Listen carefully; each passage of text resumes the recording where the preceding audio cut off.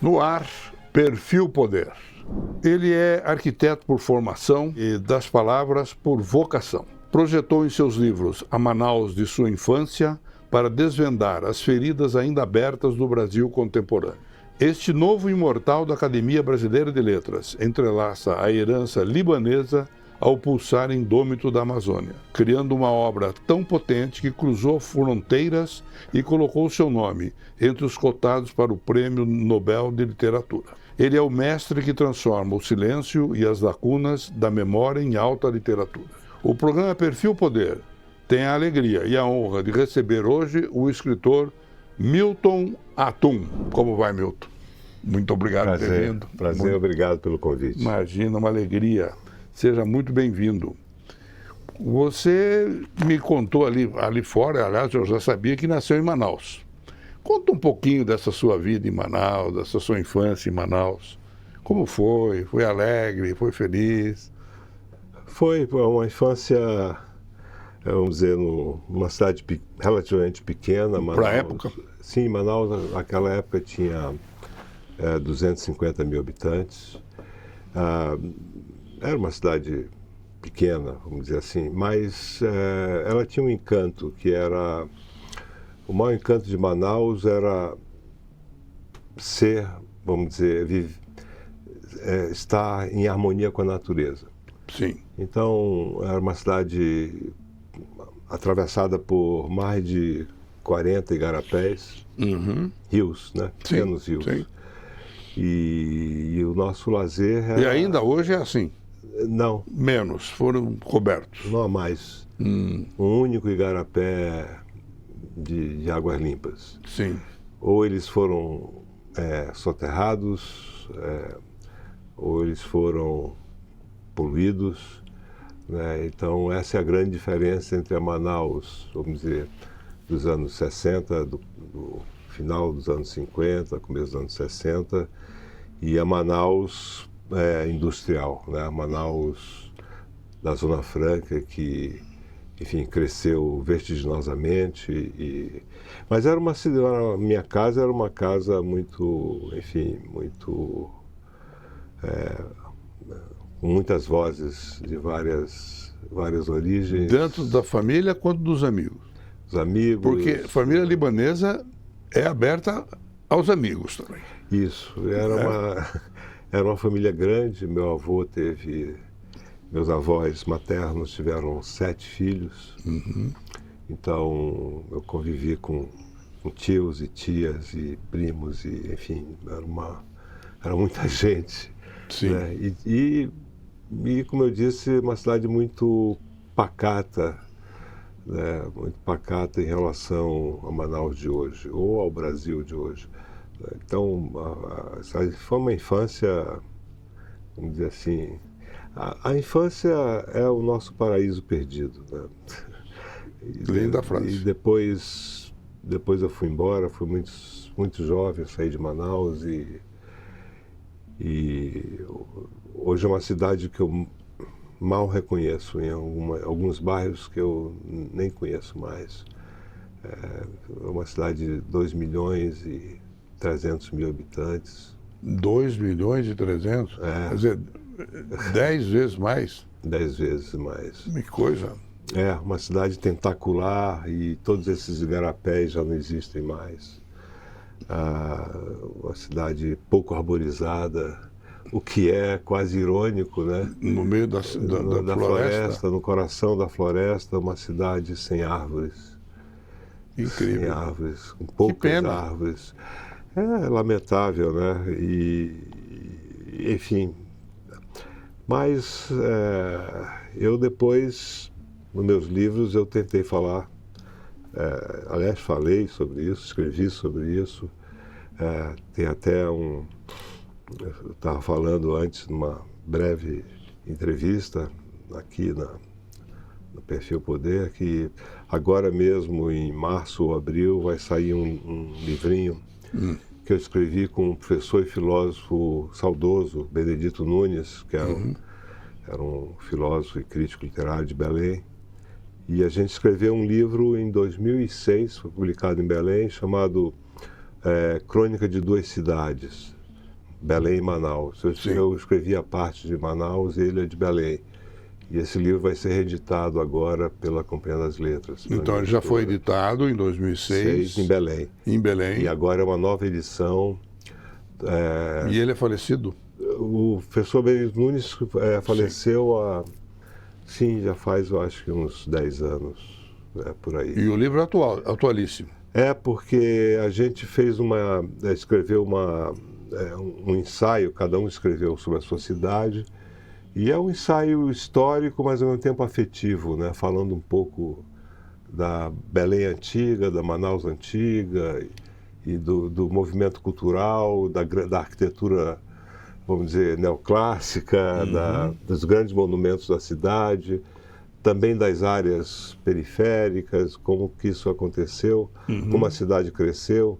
Enfim, é um ensaio sem pretensão, não tem a pretensão de ser a história da cidade, mas como duas pessoas que, enfim, cada uma na sua cidade vê essa transformação ao longo do tempo, né? Agora, o grande livro que você lançou, o primeiro grande livro que você lançou foi Dois Irmãos.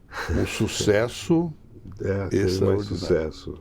Eu não sei se é tão grande assim, mas... Não, é grande sim. Mas... Você tem toda uma literatura muito grande, muito respeitada e muito aplaudida no nosso país e no exterior. Eu sei que os seus livros já foram para N países, se não me engano, 17. Sim. Traduzidos para 17. Você tem mais de 500 mil exemplares vendidos. É um número, para o nosso querido país, extraordinário. Isso eu não esperava. Não seja modesto. Não. Então, modéstia à parte, nenhum escritor espera alcançar 500 mil exemplares quando está começando a sua obra. Isso acho que não passa nem aqueles que deliberadamente escrevem ou tentam escrever um best-seller. Porque não foi um best-seller instantâneo, 500 mil ao longo de décadas, né, de 3 décadas. Sim, mas extraordinário. Mas é um número impressionante e eu acho que o Dois Irmãos, que é o meu livro mais conhecido e lido, ele foi adaptado para muitas linguagens. Isso também não é comum. São adaptações belíssimas e, nesse sentido, eu tive sorte. E aí, sem modéstia nenhuma, eu tive sorte com meus cineastas, com todos, com diretores de televisão, foi série de televisão. E música também, e agora música.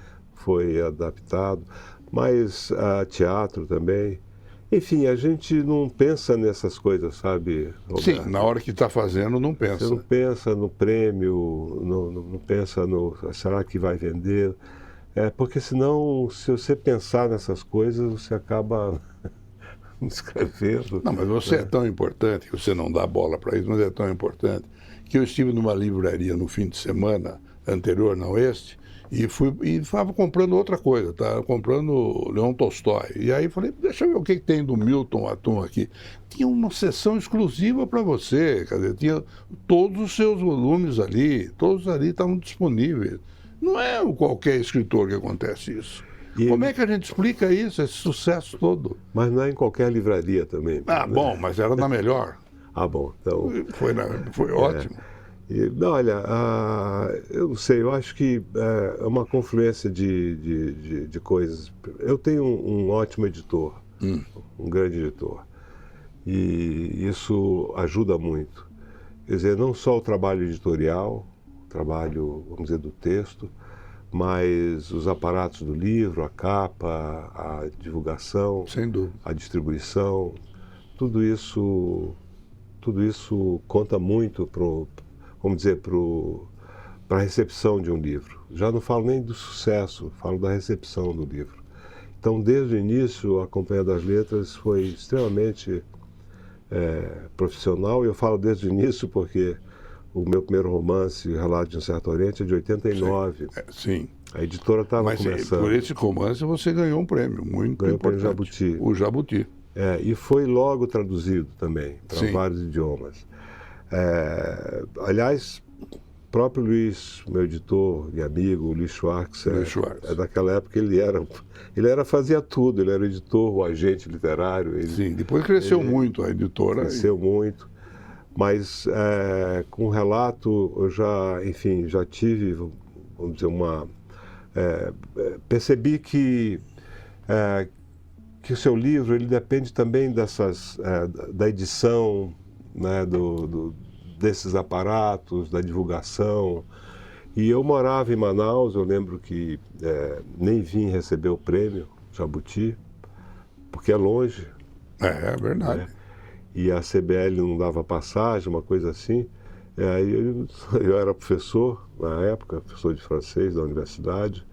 Mas em Manaus, na universidade. Eu fui professor durante quase 15 anos. De que literatura? De literatura francesa e língua francesa. Sim. Mas mesmo de longe eu percebia o trabalho da editora, quer dizer, isso é importante.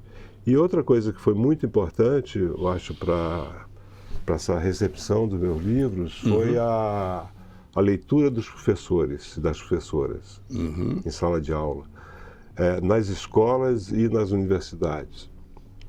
Então, são meus grandes aliados, os professores. Tenho certeza. E foi muito bem. Você foi muito bom aluno, então.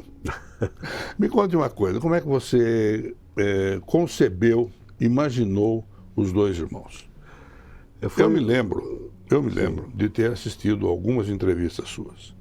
Uma delas, se não me engano, foi no Roda Viva, com a também extraordinária Vera Magalhães, à época que conduzindo o programa, agora já não está mais. O que é uma pena, eu lamento muito, diga-se de passagem. Mas você diz ali que o caçula, aquele personagem, é um dos dois irmãos gêmeos, você se via um pouco nele ou muito nele. É verdade isso? Você mesmo, você se baseou em si próprio para fazer aquele personagem? Há dias que eu me aproximo mais do caçula e outros dias que eu me aproximo mais do outro, do Yakub. Naquele dia talvez eu fosse... Mas o caçula era de morte.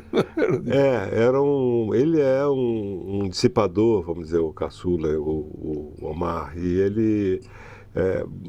em todos os seus personagens tem alguma coisa de você mesmo, né? Quer dizer, são invenções, você acaba imaginando cada personagem de acordo com o modo de ser dele, né?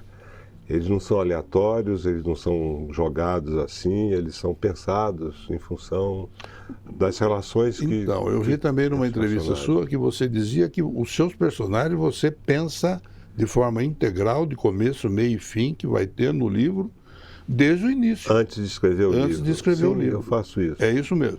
Eu faço isso. É uma extraordinária carpintaria na literatura, que eu não conhecia essa. Mas ela tem muita, vamos dizer assim, os escritores faziam isso. Vários escritores do século XIX faziam isso, muitos ainda fazem, porque eu nunca consegui sentar e escrever, assim, ela louca. Sei. Ter uma ideia, de escrever sobre aquela ideia, e aí os personagens vão surgindo enquanto você está escrevendo. Desde o início, eu sempre fui muito metódico, tenho um lado, vamos dizer, racional. Entendi. De planejar, de arquiteto, de planejar. Tem todo o lado racional, mas depois isso muda, exatamente. Claro. Depois é o emocional que também toma parte. A imaginação e os sentimentos. Mas a ideia dos dois irmãos, ela surgiu já muito antes mesmo do primeiro esboço, quando eu li o romance Esaú Jacó, do Machado. Sim. Na minha juventude, e esse livro que infelizmente não é muito lido, não é dos mais lidos do Machado. Não é mesmo. Mas é um dos grandes livros, eu considero um dos grandes livros do Machado de Assis. E que é uma história de uma rivalidade, enfim, de gêmeos, e eu sempre prestei muita atenção a isso, lendo a literatura também russa, tem muito disso, a literatura hispano-americana, né, enfim, a literatura, de modo geral, está nos mitos, no mito bíblico, nos livros egípcios, nos mitos ameríndios, enfim, essa rivalidade é um mito universal. E eu pensei essa rivalidade dos gêmeos como representações distintas de um Brasil do Norte e um Brasil do Sudeste. Entendi. Vamos dizer assim. Gostei de ouvir isso. E há até ensaios de professoras, enfim, que falam dessa rivalidade irreconciliável, de uma espécie de luta meio fratricida, que é o que está acontecendo hoje no Brasil, infelizmente. Infelizmente, que é tristíssimo isso, é uma das coisas mais tristes que está acontecendo no Brasil, é essa loucura, né, de achar que o outro é o inimigo, quando na verdade a política deve ser, enfim, um campo de discussão civilizado, né? O que não está acontecendo. E troca de ideias, ou, vamos dizer assim, uma espécie de crítica mesmo, né? De um lado e de outro, né? Mas não está acontecendo. Estamos sendo, vamos dizer assim, arrastados por uma loucura mesmo de agressões verbais e etc. Aqui no exterior. Aqui no exterior, eu acho que isso é um fenômeno mundial. Foi um fenômeno mundial, então, quanto mais a gente evitar vamos dizer, esse embate quase fratricida, melhor para a democracia, né? Acalmar os ânimos e tentar conversar. Seria muito bom. Isso que nós estamos fazendo aqui. É verdade. Né? Como se nós fôssemos, não somos, mas como se fôssemos dois políticos, enfim, com ideias diferentes, mas podíamos conversar. Que poderíamos conversar, tomando água ou alguma outra bebida. Ou qualquer coisa. Mas, no caso dos Dois Irmãos, eu parti do mito, na verdade, para chegar à literatura realista. E foi um dos livros que... Aliás, foi um livro que deu muito trabalho, porque eu passei quase 10 anos entre rascunhos e tentativas, e até chegar à versão final. Eu comecei em Manaus, aí depois eu me mudei para São Paulo em 98, e aqui foi quando eu tomei uma decisão de abandonar a universidade, de sair da universidade e deixar minha cidade de novo pela segunda vez, minha família. E aí você veio para São Paulo?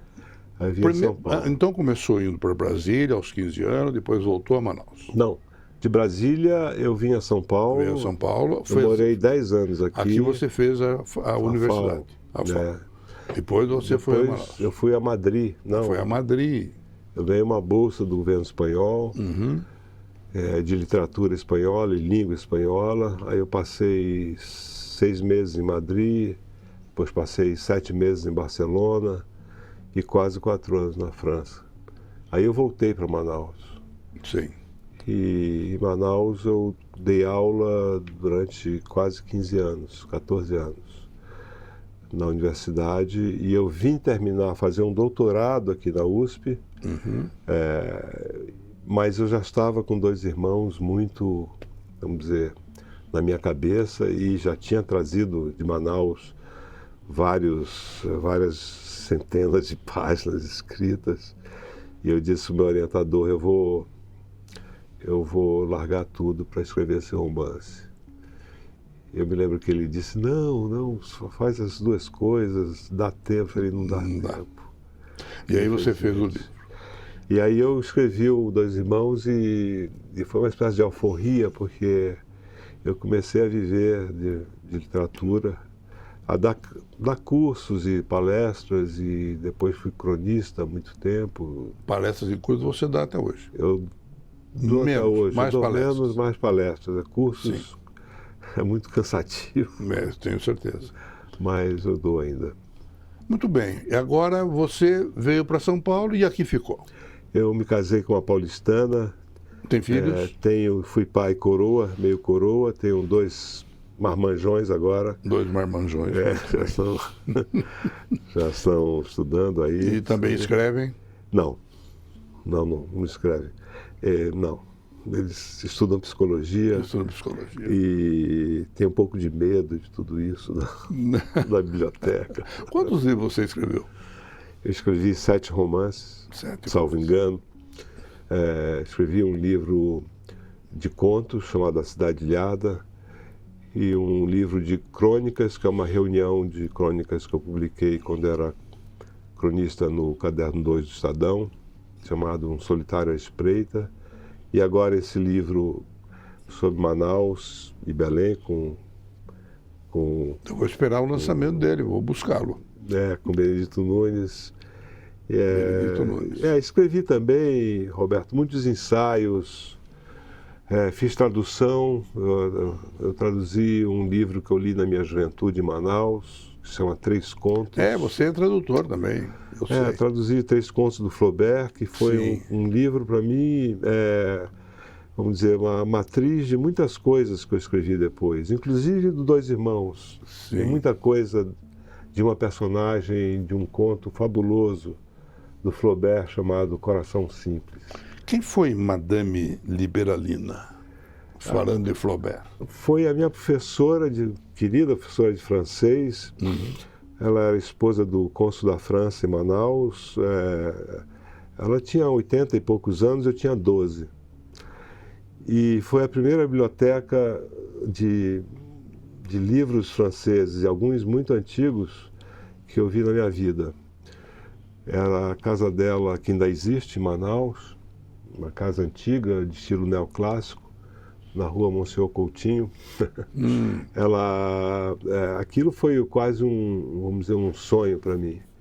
E ela me falava muito de cada autor e tinha um método muito curioso de dar aula, que era ensinar francês através da leitura de livros, de contos franceses.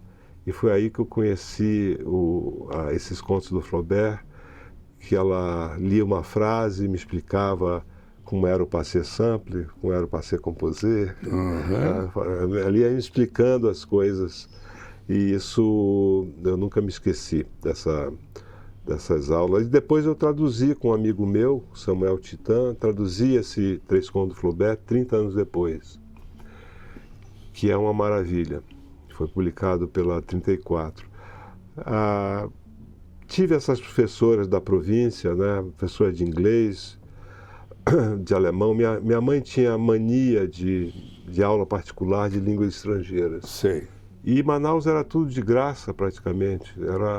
Eram pessoas que você conhecia, família conhecia, tudo perto. Então, eu ia para essas aulas e achava maravilhoso, porque Manaus era mas era mais isolada do que é hoje. Sei. Né? Mas, ao mesmo tempo... Era mais isolada. Me lembro que a TV não chegava. Na minha infância não teve TV. Avião fita por avião. Uma coisa impressionante. Não teve TV na minha infância e juventude. Imagino. Mas tinha isso, tinha essa, vamos dizer, a província, dizia o grande poeta mexicano Otávio Paz, é um palco onde todas as coisas acontecem e você sabe que acontece. Então todas as fofocas, todas as traições, você sabia de tudo que estava acontecendo. Isso, para quem escreve, é maravilhoso. Né? Você sabe.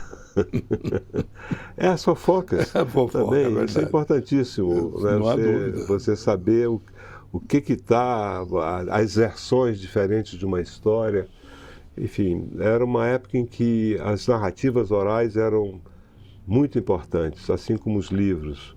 Né? Você não tinha nenhuma, vamos dizer, você não tinha celular, claro, para ficar... Né? Como hoje. Bom, vamos falar mais um pouquinho sobre literatura, sobre a trilogia. A trilogia, O Lugar Mais Sombrio, são livros que você escreveu de 2017 até 2025. 2017 o primeiro, 2019 o segundo, 2025. Aqui você trata de assuntos não só de família, de situação social, as diferenças brutais da sociedade brasileira e também alguma coisa sobre política. Como é que você fundiu todas essas diferenças dentro dos seus livros, dos seus romances? Nossa, foi uma construção um pouco trabalhosa, porque eu levei 15 anos para fazer isso. Pois é, e ainda você disse numa entrevista que você escreve à mão. Manuscrito. Escrevo à mão. É muito mais prazeroso. Cada escritor com as suas diferenças, né? Hemingway escrevia em pé, na máquina de escrever, mas em pé, e você à mão. À mão, mas sentado, tranquilo. Sim, claro. Dizer, tranquilo nem tanto, mas sentado. Eu acho que em pé é pior de tudo. O pior de tudo seria... Eu quis fazer, Roberto, o que eu tenho feito desde o início, que é unir o drama familiar a questões da cidade e a do país. Expandir essa casa que foi a história do primeiro romance, uma história de uma casa desfeita, vamos dizer assim. Expandir isso para Manaus, depois para Brasília, acompanhar a minha vida. Né? A trilogia acompanha um pouco a minha vida. E eu comecei em 2008, a primeira ideia foi em 1980, quando eu estava em Madrid, que eu tentei escrever mais ou menos o que seria isso, mas foi um fracasso, não deu certo e eu abandonei. Então, no fundo, ele é um romance, se você juntar os 3 volumes, ele é um romance de formação. A história é a passagem de um grupo de jovens para a vida adulta. É disso que se trata. Não é sobre a ditadura, mas é ambientado na época da ditadura. Né? Então, não é um romance político, mas é a história de jovens que tentam encontrar um sentido para a vida. E nisso há história de amor, histórias de desaparecimentos, há história de traição, há tudo, né? A história de há sonhos realizados, e há também histórias de frustrações, enfim, há um tom aqui e ali, há um tom melancólico, e há uma história também forte entre o narrador principal, o Martim, e a mãe dele. Sim. Porque ela desaparece. E quem narra o último romance não é ele. A mãe. A mãe. É o livro da mãe. É o livro da mãe. A mãe, exatamente, que vem por último, é sempre a primeira. A ditadura te atrapalhou muito? Ou atrapalhou? Ela perturbou uma geração, 2 gerações, não é? Ninguém quer viver sob censura. As pessoas querem liberdade. De modo geral, o ser humano quer liberdade. Liberdade para pensar, para escrever, para, enfim, trabalhar. Agora, ela perturbou a minha geração porque eu vivi dos 12 aos 28 anos sob a ditadura. Né? Então, eu vi isso lá em Manaus ainda, eu tinha 12 anos. Continuei aqui em São Paulo, em Brasília, que foi horrível. Foi triste ver um ótimo colégio ser fechado arbitrariamente. Foi o caso do meu colégio em Brasília. Como era o nome? Chamava Centro Integrado de Ensino Médio. Sim. Que foi concebido pelo Anísio Teixeira, grande educador, e o Darcy Ribeiro, né? Mas muita gente, enfim, a gente já sabe, tem aí os filmes agora que estão que ganharam prêmios, né? Ainda Estou Aqui, enfim, tem esse filme agora também do Kleber. Kleber Mendonça. Kleber Mendonça com Wagner Moura, que é um filme também premiado. Tem uma frase de uma personagem nesse último volume que ela diz: eles, os autoritários, os militares que deram golpe, também eles querem, eles só não podem matar uma coisa, a memória. Uhum. A nossa memória eles não podem, Não tem eles como. não podem enterrar. Então, e a memória é, vamos dizer, a esperança dos sobreviventes, não é? E a democracia sofreu vamos dizer assim, um arranhão ultimamente, com quase uma tentativa de golpe aí num 8 de janeiro. É um arranhão de hienas, né? De hienas, é verdade. Foi uma coisa que sangrou, né? Não há dúvida. Que foi perigosíssimo. Eu acho que os poderes, né? A Constituição prevaleceu sobre a barbárie. Eu acho que o Poder Judiciário agiu muito bem e sem muita demora.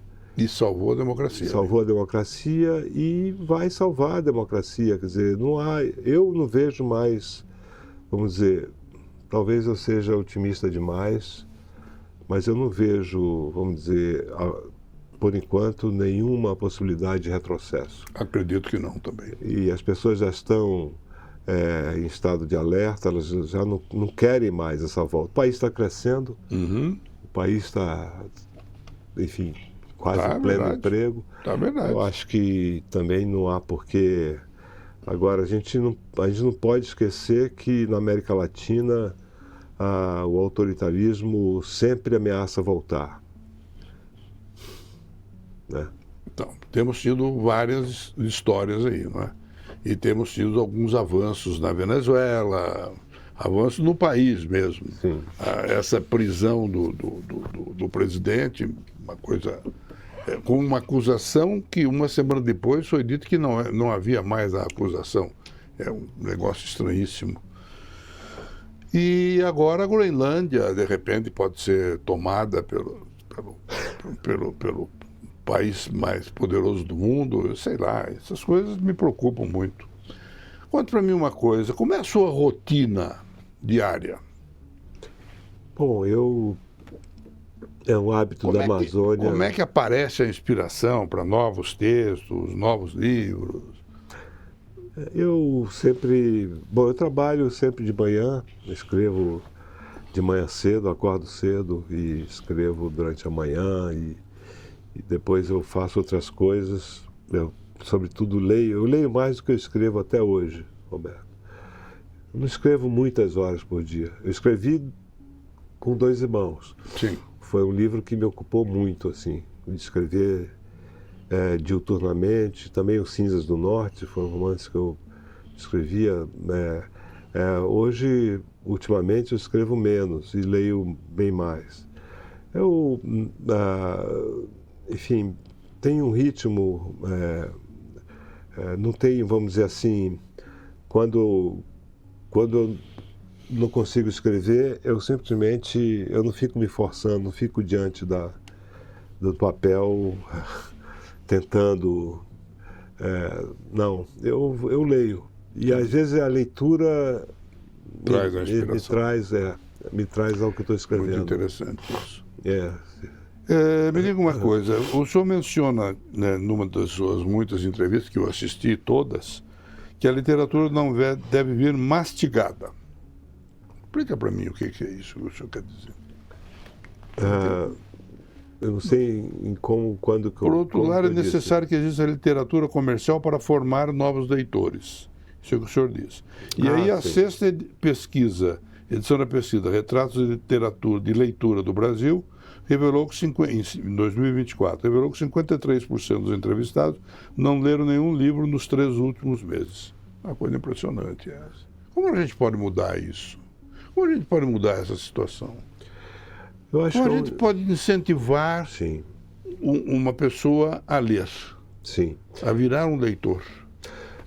Eu só acredito na escola de qualidade, pública de qualidade.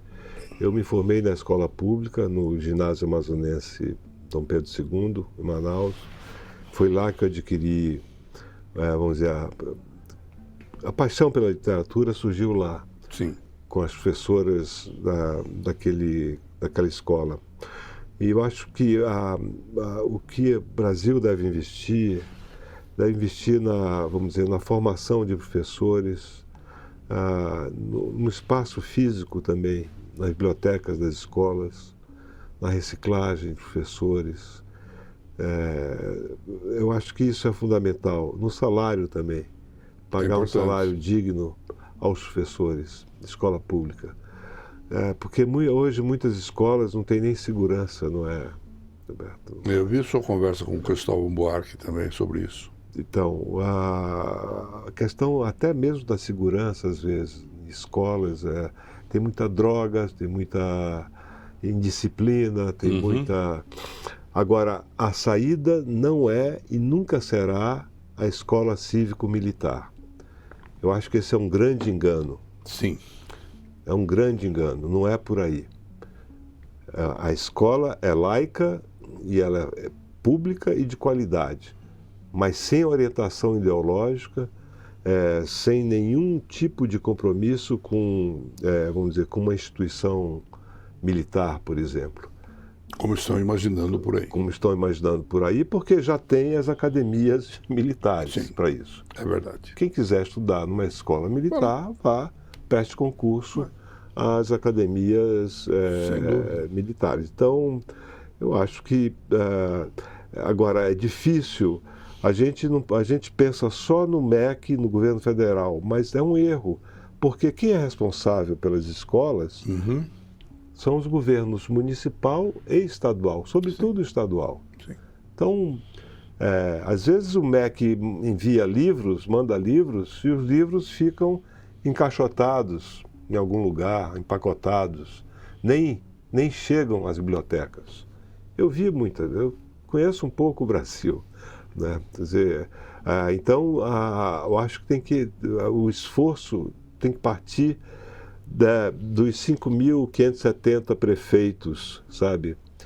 Dos 5.570 secretários de educação desse país, se quiserem mudar esse país, se quiserem dar uma formação digna às crianças e aos jovens. É aí que está o nó da leitura. Não se lê porque não há a formação de leitores. Sim, desde a juventude, desde a infância, na verdade. Muito boa resposta.